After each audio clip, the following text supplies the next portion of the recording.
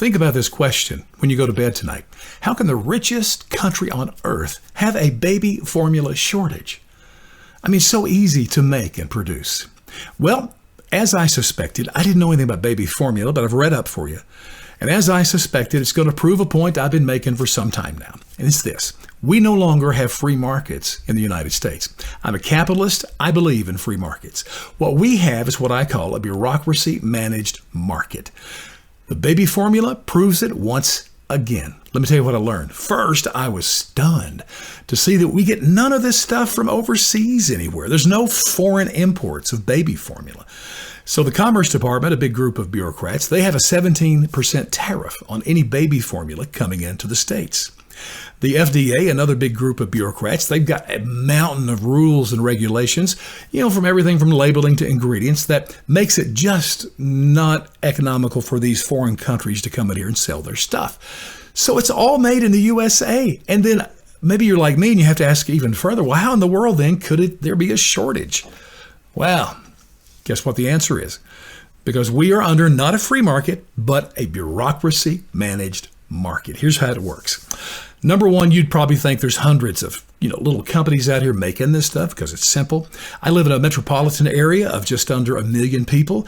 You'd think there'd be 2 or 3 small companies hiring a few people that can just do the mix, package it, put it on the shelves, everybody make a buck. Nope. There's only 3 big companies doing this. They're all Wall Street companies, and they're been made monopolies by the bureaucratic managed market. They're all monopolies thanks to the government. So the little players are not allowed to compete. Now, the government buys about 60% of the baby formula. They put it in the WIC welfare program. That's the women, infant, and children. Nothing against that. But they're such a big player, they just own the market. And they give the states the right to do a contract and give that monopoly to whichever of these big companies they want to. And then you'd think, well, hey, why would the government not allow small players to come in and compete? Well, they're not going to do that. They've got a contract with these big companies, and a bureaucratic managed market guarantees those big companies they will protect their profits. So no small players are going to get involved.